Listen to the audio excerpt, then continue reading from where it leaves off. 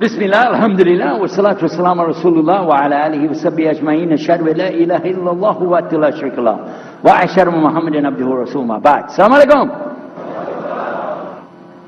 My name is Yusuf. Can you say Yusuf? You say Yusuf. Yeah, very good. I wish you'd teach my wife. She keeps mispronouncing it. She calls me useless.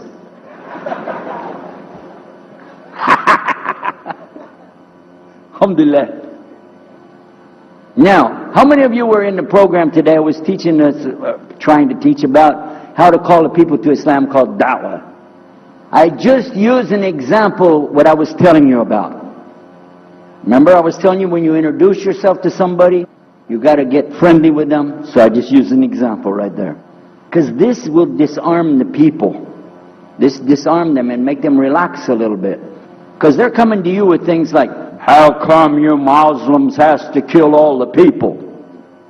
What kind of question is that? How come you have to beat your wives?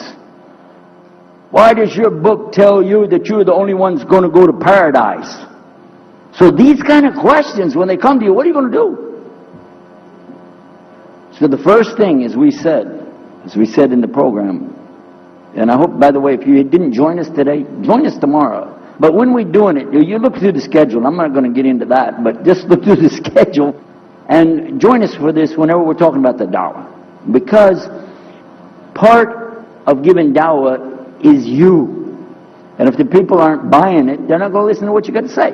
So you got to soften them up a little bit. Got me? Okay, where are we? The subject tonight is the subject of priests and preachers entering Islam. And often people ask me, we heard about you used to be a priest or something and you came into Islam, so, tell us about it. We want to know, how does that happen? And it's not just Muslims who want to know. Non-Muslims would like to know the story too, because they feel like, you mean you didn't understand? I mean, you were a priest, you didn't understand about Jesus? Come on, man! So, it's a topic that I talk about a lot. The first thing I have to do is clarify a couple of points. I was not a priest. In the English, we use the word priest to mean somebody who is in the Catholic Church. If you're not from the Catholics, if you're from the Protestants, then you don't use that term. We usually use the term, for instance, pastor, minister, preacher, reverend, and these are some of the titles. We came up with an awful lot of them because that's the way humans are, right? Give ourselves titles. So, I was a preacher and a minister of music. But that doesn't really matter, but just if you're talking to a Christian and you say a priest, he's going to say, oh my God, how is that? And when they find out, oh, you weren't a Catholic, well, that's a lie, then you weren't a priest. So I want to clarify that. As a matter of fact, I will tell you in my own estimation, I'm probably the least of the factions within this equation. Because there were so many other people that came into Islam the same time I did. That's why it takes a little bit of time to tell the story. But they asked me to tell it tonight, so we're going to do that. But I want you to listen carefully to realize what goes through the mind of a person that's not Muslim. Okay? And I usually start out by telling people that my father and I were both ministers, and both of us were also businessmen. In the reverse order. We were business first and preacher second. Got me? Because, well, as they say, business is business. And that's exactly how it worked. We operated mostly in Texas. We had a place in San Antonio, Houston, and also in the Dallas area. And we were very concerned about Christian conditions. So my father started something called Concerned Christian Centers. And basically, if you look at it from a material point of view, it was a place to sell stuff. But what we would do is take consignment things in. People could bring things into us, and then we would sell it and keep part of the money. And keep a lot of the money. But anyway, they would bring in what they make with their hands, arts and crafts. And a lot of old women, they like to sit around and make things, then they give it to us. And this helps the church, which is called the church, and then it helps them as well. So it became like business and religion tied together, and that's very common in our country. At one point, my father told me, we're going to start doing business with a man from Egypt. Well, I said, well, this is great. International sounds good. We can put this in our business card. We're international. He said, and this man, he's from Cairo, Egypt. And that's where, if you know, they have the Nile River. They have those big pyramids. They have the Sphinx, Abu Hul. You know, they got everything. And we said, oh, this is good. He said, and he's a Muslim. I'll never forget it. I've told the story many times, but it's just like it happened yesterday. I'm standing in between the kitchen, in the dining room and the living room area. You know, like this when we're talking, and I just stopped like this. I said, what? A Muslim? No way. No way do I want anything to do with that. Dad, come on, you should know better than anybody. Because we were linked in with other preachers. My father supported people like Pat Robertson. You know him? Pat Robertson? And Oral Roberts. He's not very popular anymore, but he used to be real strong. And his ministry up in Tulsa, Oklahoma. In addition to that, people like Benny Hinn. I don't know if you heard of Benny Hinn. He's coming over this way, so look out. And there's many of them. John Hagee, and the list goes on. Jerry Falwell, Jimmy Swaggart, some of the names, maybe you heard those before. We know these people. We know all about them. All about them. Okay?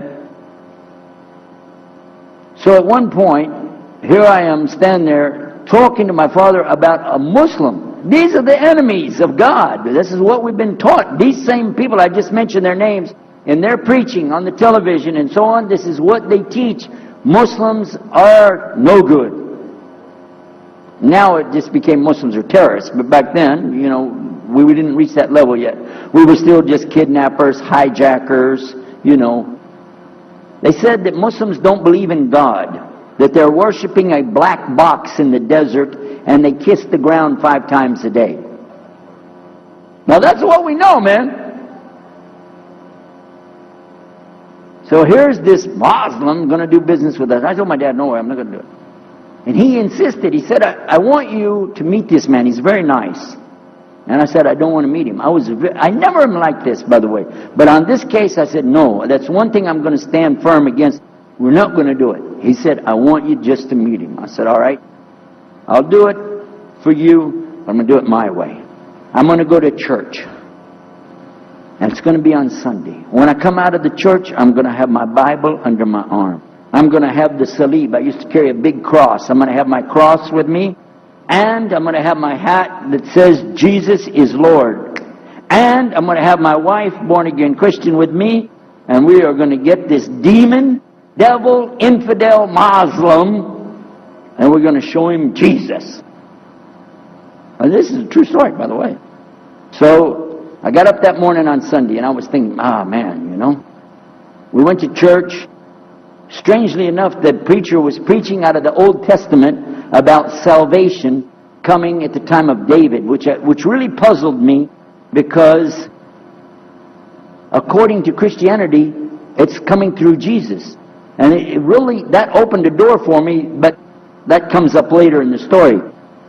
Why was he saying there's salvation before Jesus? That's interesting. Now, when I get there to my father's store, I'm looking around, you know. I'm looking for somebody wearing, you know, a long white robe and some kind of black, you know, thing over that with a long beard, and I guess I was looking for me, wasn't I? Anyhow, when I get in there, I don't see this guy. By the way, imama, sword, everything. Ayatollah Khomeini, maybe. This is what I have pictured. I said, where is he? I'm ready. My father said, he's over here. I said, where? He said, here. I was a normal guy. He was normal. He didn't have a beard. He didn't have any hair at all. How do you do? I told him my name. He introduced himself. His name is Muhammad. I said, how do you do? After the niceties of hello, how are you, how's everything, I said, do you believe in God? He said, yes. Oh, yeah? Sure. He said, yeah. Abraham? Yeah. What about David and Suleiman? He said, yeah. So when I meet this man, I'm impressed that he's believing these things, but I thought maybe he's just saying it. So I even asked him, what about Jesus? Because I thought maybe they're first I thought Muslims were like Hindus. That was first. And then when he said he believed in some of the things of the Bible, I said, okay, maybe they're like Jews. So that's when I said, yes, but what about Jesus?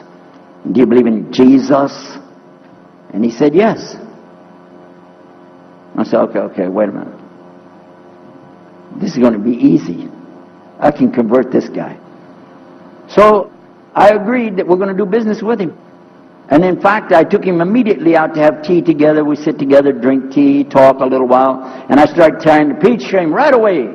I'm in the Bible. I got it right there. Flip it open. Genesis. Let's talk about Abraham. What do you know about Abraham? Abraham, he had 2 sons, you see? And blah, blah, blah, blah, blah. And I'm doing all the preaching to him. You imagine this? And he sat there.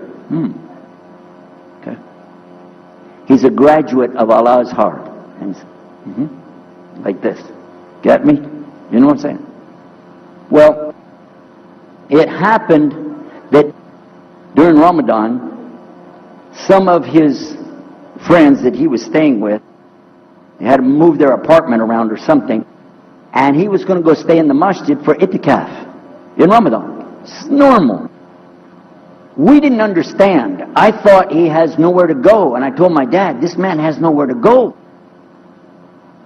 And my dad said, no, he's got money. I said, no, he doesn't. Daddy, I'm telling you, he has no place to go. I heard him say he's going to go live in the mosque. To a Christian, if you're going to live in the church, ooh, that's the worst. So I said, let me offer that he can stay at our place. And my dad said, no, you don't do that. That's not right. I said, no, I'm going to offer it to him. I went to him and I said, how would you like to come stay at our place? He said, no, I want to go and stay there. I want to stay in the mosque, and it's something good. I said, oh man, look at this poor man. Oh my God, he doesn't know, poor soul. Please come and stay in our house. And he said, no, I can't. I need to go stay with her. I said, I'm scratching his dignity. So I told him, listen, no. I want you to come and you can pay. You can pay money and stay with us. He said, how much?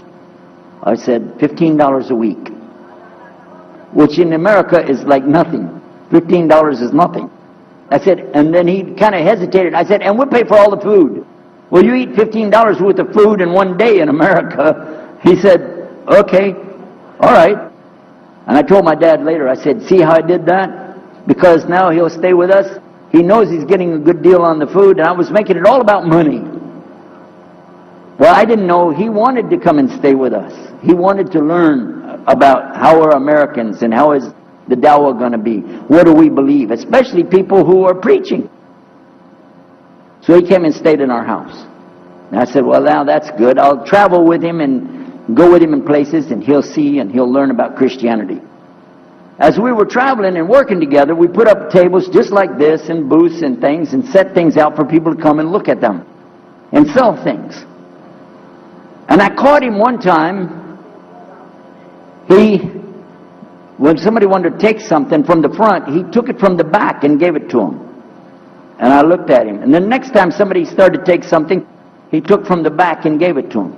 I said, hey, Muhammad, we take the stuff from the front because that's the old stuff. The new stuff in the back, just hold it back. You know what I'm saying?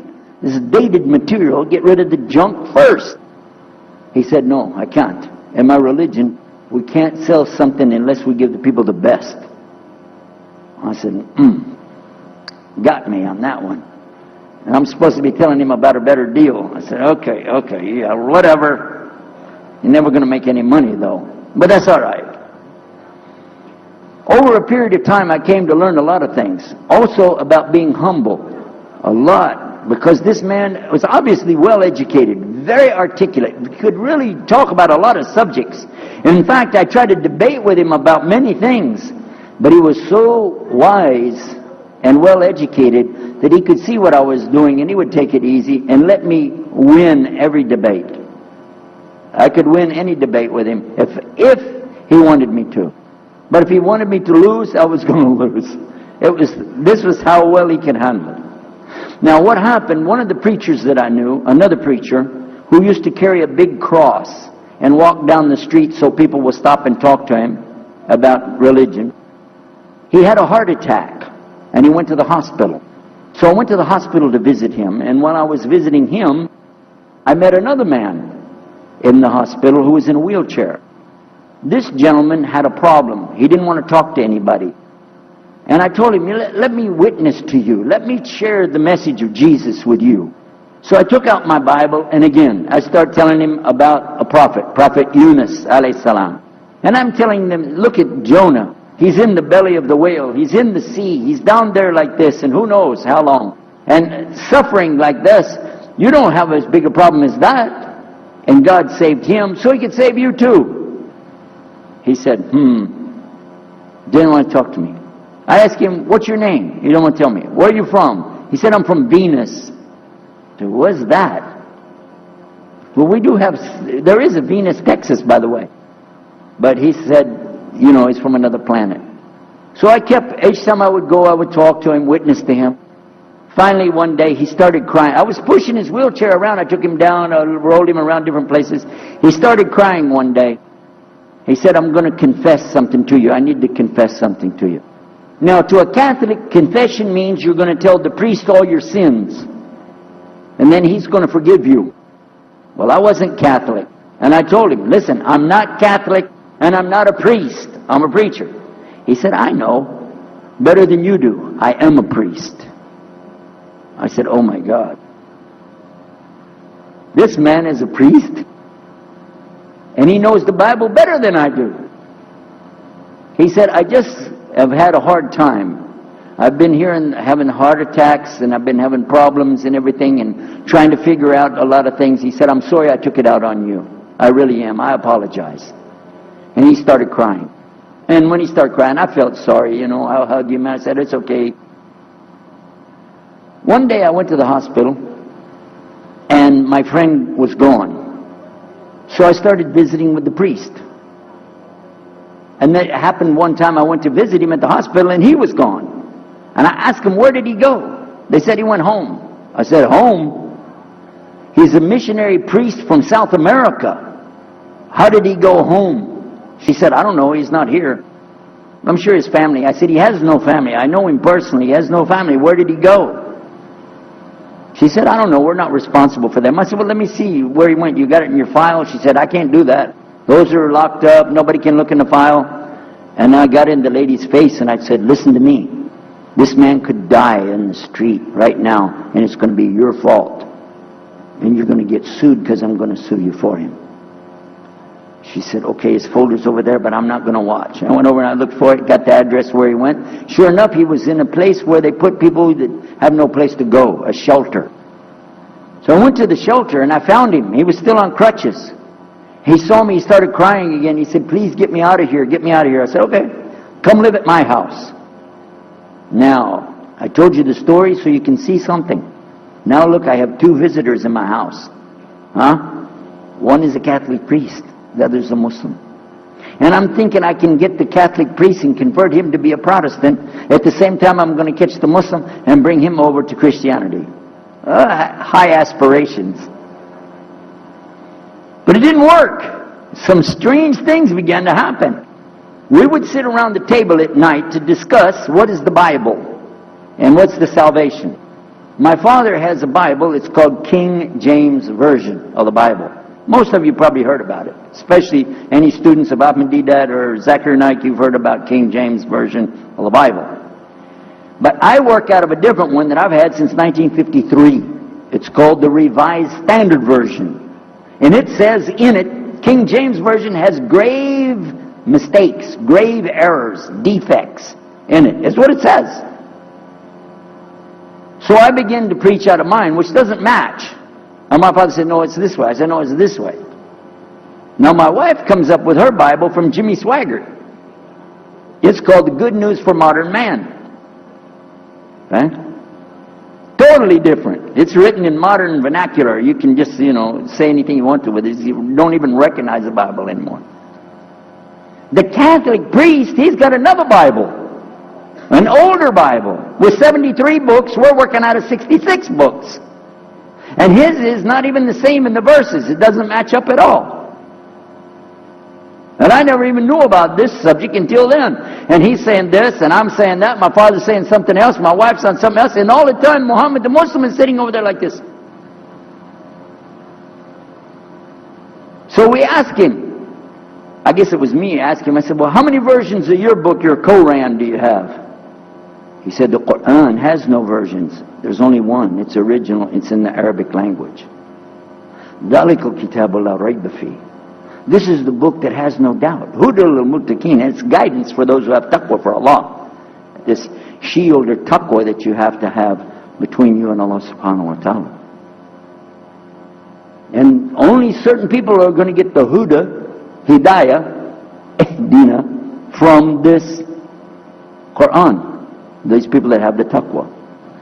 So when he's telling us that the Quran is one, I'm going, huh? And it's in the original language, we still have it. You know what I was thinking? He's lying. I was sure he was lying because he could see the problem we were having, and he just sat back and made that up. But I don't know Arabic at that stage, so I don't know what to say. You know, maybe, I don't know. And he left it at that. He didn't try to preach. But it put a big doubt in my mind now about, we got all these books, he's got one, and La Rayba Fi, no doubt in it. So another time we had another discussion that came up. Now this time I went to the other preacher who had the cross. And I was asking him, I want to be able to explain the Trinity. He said, you know the Trinity. I said, yeah, I know. And I know the Council of Nicaea when we had it. But I want to know the way to explain it so a human being can just understand it. He said, okay. It's like an apple. Just take an apple.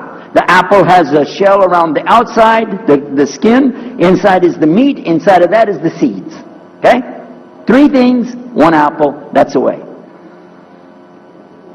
I start going back. I'm going to tell this Muslim about the Trinity. But on the way, I remember his arguing with me, his way of debating with me. I said, no, he's going to tear me apart. As soon as I say seeds, he's going to say there's more than one. So it could be 7 or 8 or 9 or 10 gods all rolled into one. No. It's got to be special. It doesn't work like that. Let me go back and try again. So I went back to him. I said, what if he says there's more than one seed in there? He said, okay. I said, and besides, it could have a worm running through it. Then that would make it go up another notch. What can I do about that? He said, okay, forget the apple. I said, okay. It's like the babe, the egg. Use the egg. The egg has a shell. Inside of the egg is the white. Inside of the white is the yellow. 3, 1 egg. That's it. That's good to go. Now I start going home again, and it hit me. Wait a minute. The egg could have a double yolk. God becomes 4, just like that. Plus, it could be rotten. I'm not going to ask him again. So at the market one day, I saw a man, and I was talking to him because I was listening to some things that Muhammad had told us about the belief in Islam, Allah is one. And so I was telling this guy, you know, I got some doubts about the Trinity. He said, you a preacher, you have doubts? I said, yeah, it doesn't make any sense. It doesn't make any sense. How could 3 be 1? He said, okay, look. You see me? I'm one man. I said, yeah. See my wife? Yeah. It's one person. Yeah. See my son? Yeah. 3. 1. One family. It's the family of God. Use that. I said, there you go. The family of God. You don't get very far on that one, and you realize right away they could have another kid just like that. But worse, they could get a divorce. You want a God that can get a divorce? Huh? In Texas, if you get a divorce, your wife gets the cars, house, your retirement check, your 501, your TO plan. She's going to get your computer and even your email. You got nothing left. And I don't want a God that can have a worm in it. I don't want a God that can be rotten, and I don't want a God that can get a divorce. I want to explain this Trinity the right way. Sure enough, the subject came up, Trinity. There we are. Now here's the priest trying to talk about the Trinity is like an apple. I'm going, you don't go there. And then he's egg, don't worry about it. The family of God, forget about it. I know what's going to happen. So we ask Muhammad, we say, okay, what do you say about God? What do you think he said? أعوذ بالله من الشيطان الرجيم بسم الله الرحمن الرحيم قل هو الله أحد الله الصمد لم يلد ولم يولد ولم يكن له كفوا أحد. And he explained it something like this. Say he is Allah, the unique, not like anything else. He's eternally sought after by his whole creation, but he doesn't need the creation. He's not the father of anything, he's not the son of anything, he's not like anything, and he is unique. Ahad. Boy, that's exactly what I already think, but I can't admit that. That sounds too easy. But plus in the Quran, Allah subhanahu wa ta'ala tells us to tell the Christians, don't say three. Here's a little point. I'm going to go out of the story for a minute to show you something. Nowhere in the Old Testament, the Torah, or the Zabur, the Psalms, or the Injil, which is the New Testament, nowhere in the Bible do you find the word Trinity. Not once. Not once is the word Trinity. But it's in the Quran.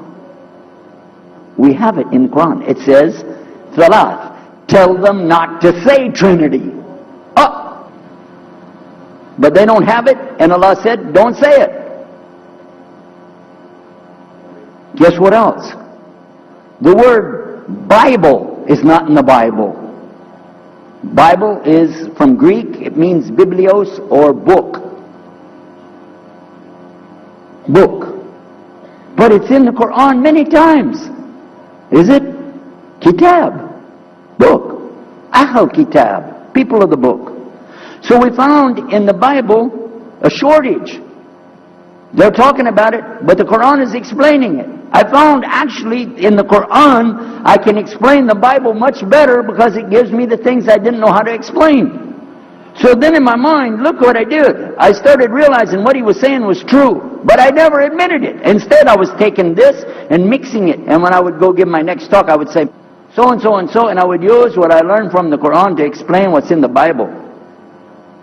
Some of the people liked it, but some of them didn't. Because when I began to talk about salvation being based on what? And the Bible tells you in there, there's no Savior except God. It says it real clear. Jesus is not your Savior, God is. When I found that, I said, okay, let me try another way to explain that. Each thing as I would learn it, I'm trying to change how I'm presenting the thing. It still doesn't dawn on me, I need to do something. But I could see for sure God is only one, and that, so I totally forget the Trinity thing. My dad never did believe it anyway, so he had no problem with it. Now we come to some new thing. The priest asks the Muslim, can I go to your church with you? The mosque. He said, sure, come on. Well, he went, and they came back. So we took the priest aside, come here. What do they do? What do they do in there? Tell us, what did he do? Do they like kill some animals, or what do they do in there? He said, no, they just stand there like this, and they pray, and they leave. I said, what? They pray and leave? He said, yeah. Okay, what kind of music do they have? He said, they didn't have any music. No music? How in the world are you going to worship God without music, man? So I asked him, Muhammad, you guys don't have any music? He said, no.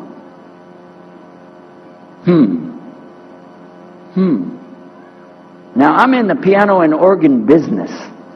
I said, how many mosques are there in the world? He said, millions and millions and millions of them. And I said, none of them have a piano. He said, no. Any of them have an organ? He said, no. Oh, man, I can get rich.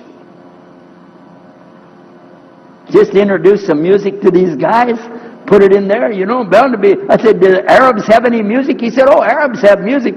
I said, boy, I got it figured out, boy. I can see my next $1 million coming right straight up at me, So then the priest asked again another time, he wanted to go back to the masjid again. He went, this is middle of July, 1991. He went to the masjid, with him again. And by the way, this masjid, Sheikh Mohammed Jabali knows it very well, is on Medina Drive in Arlington, Texas. And that's where they were going to, because we were living in Midlothian, just south of Oak Cliff and south of Dallas. So they didn't come back. All night we're waiting. What happened? Very late they came back. And when he came in, I looked. There's Muhammad. I recognize him. Who's the guy with him, though? He's wearing a white jalabiyah, white dress like this. Has a white pillbox cap on his head. And I looked at him and I said, Pete. His name was Father Peter Jacobs, but we're not, Catholic, so I don't have to call him Father. I said, Pete, did you become a Muslim? He said, Ashhadu an la ilaha illallah, Ashhadu Muhammad Rasulullah. I said, oh my God. Now I used to have cameras like these cameras right here, because we had a television show called Estes Music Jamboree. So I got one of our cameras out, opened it up, set it all up on the tripod, and I was going to interview him and ask him, well, you went to Islam, what happened? While I was talking to him, though, he fell asleep. So it was still in my mind, and I was thinking, what am I going to do? This is too amazing.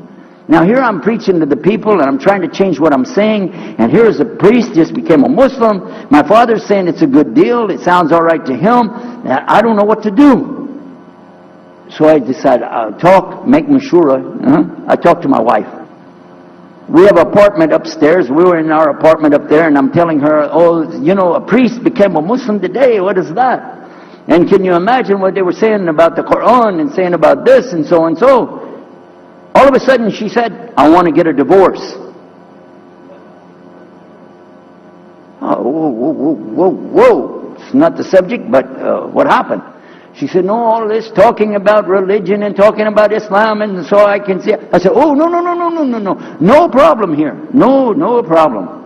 I said, you thought no, I was just observing somebody else. No, I'm not interested. Trust me. I don't want to be with those Muslims. Last thing I want to do is be with a Muslim. No way. Just put your mind at ease.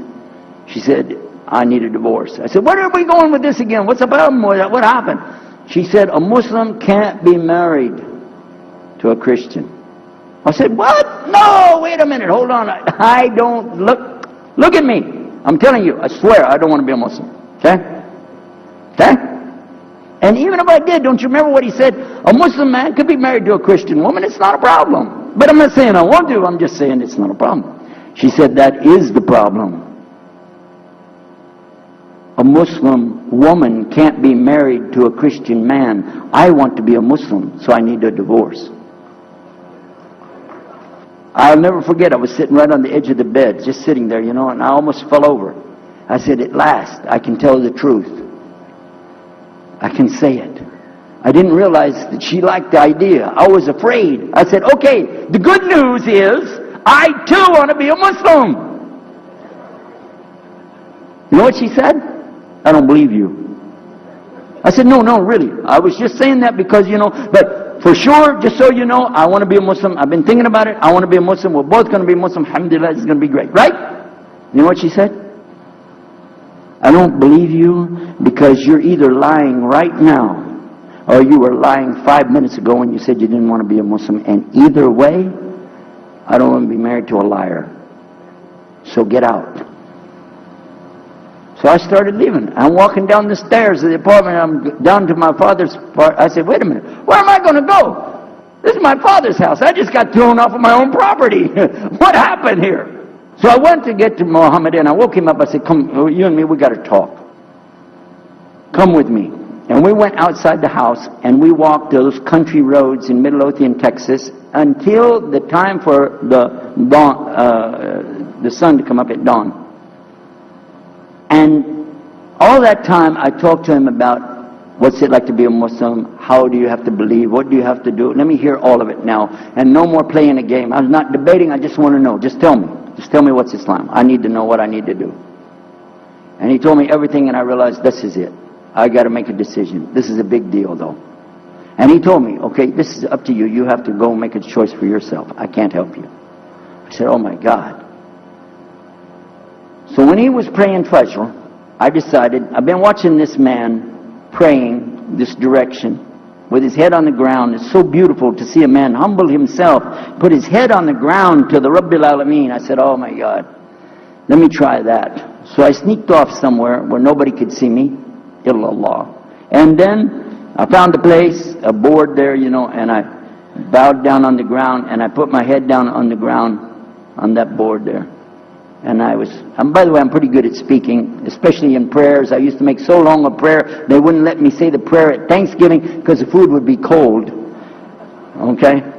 But I put my head on the ground, and only these words came, no more words, just this. Oh God, guide me. That's it. And I was thinking, well, I got to say more than that. Nothing. Oh God, if you're there, guide me. That's it. After a while, I sat up and I looked around. There wasn't any fancy rainbow. It wasn't birds flying around. There was no big signs from above. There was no music, angels, harps, nothing like this. It was just a cloudy day in Texas. But inside, I could realize I had to make some changes. To me, that's what I need to do. There's the problem. It's inside of me. Within a few minutes, it became clear what I needed to do, and I had to develop an idea of how to pull this off. I talked to my wife, I talked to my father, I made a bath, and at 10 o'clock that morning, in Midlothian, Texas, I went in front of this man named Muhammad and this new man named Yahya, who used to be the priest, and I said, Ashhadu an la ilaha illallah wa ashhadu anna Muhammad Rasulullah. Immediately after that, my wife did her shahada. Ashhadu an la ilaha illallah, ashhadu anna Muhammad Rasulullah. A few months later, my father did his shahada. Ashhadu an la ilaha illallah, ashhadu anna Muhammad Rasulullah. Step by step by step, we saw so many people enter into Islam. We wanted to tell the whole world what is Islam. We wanted everybody to know the real Islam. I said, how could this escape our knowledge? How could we not know about this great and wonderful thing called Islam? And it looks like all we got to do is just tell the people. I went to the imam of the masjid there and I told him, let's tell the people. Then I found out something else about us as Muslims. And that's why we've got this convention here right now. This is why we have the exhibition. So you're going to use this week to learn how you can become, inshallah, the best Muslim you can be, and how you can show the real Islam to the people that are not Muslim. This is your duty. This is your duty. This is your language. This is your people. Just as it's my duty to give the message to my people and my language. And so the same way, it's your duty to give the message to your people. Allah will not ask you if they made shahada, but He will ask you if you delivered the message. Alhamdulillah, today, I can tell you with no doubt in my mind, we have seen thousands of people give shahada. Several hundred at a time. And I don't do it through debates. I don't need to debate any Christian. I was a Christian. I am a Muslim. If you want, I can give you both sides. Easy. Okay? I'll play both parts. I'll be the Christian and tell you this, and then I'll be the Muslim and give the answer. And there won't be any argument. And I've done that so many times. And let me share one story with you before I end. I'm going to leave now. Inshallah. I was telling the brothers today that I was asked to give a talk in a church in Hagerstown, Maryland, just outside of Virginia. This was in 1999. And I went there and I gave a talk in the church on Sunday. Because I know how to address the people. How many years was I a Christian? 50 years? I know what they want to hear. Get them ready and they said, oh wow, this is normal preaching. But then when I came to the part, La ilaha illallah, I stayed on La ilaha illallah until they said, yes, that makes sense, it makes sense. There was one old lady that she was saying yes. Afterwards she said, yes, but I just don't want to do it the way you're telling me. Okay? But guess what else happened? 2 people did shahada right there. Hello? In the church. In front of their preacher. They said, yes, we agree. We like this. We want to know more. And we say there's only one God to worship. Shahadu la ilaha illallah. in front of the preacher. And one of them was his daughter. I took them to the masjid, and they did shahada in the masjid that afternoon, a Sunday afternoon. And later, the boy, he married the girl. They're Muslims living there now. Now, let me ask you a question. If I would debate and argue with this preacher and made him look stupid, would he ever bring me back again? No. I'm going to ask you a question. If you were at a place and you saw somebody change their religion to another religion in the temple of that religion, and the father was the priest there, what would you think? Is that man ever going to call me again? Do you think he'd call me again? 3 months later, he called me again. Come back again. We really enjoyed it so much.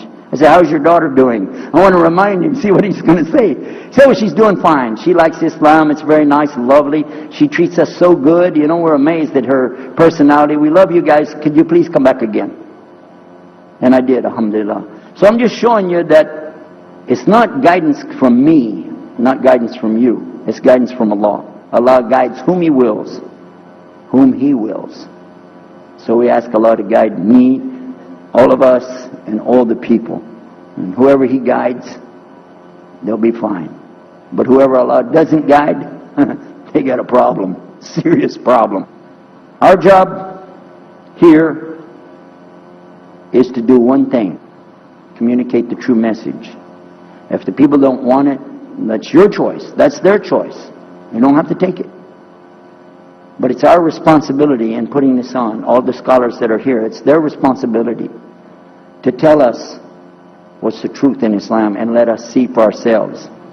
And that's what we're going to try to do through this week. So I need you guys to listen to me.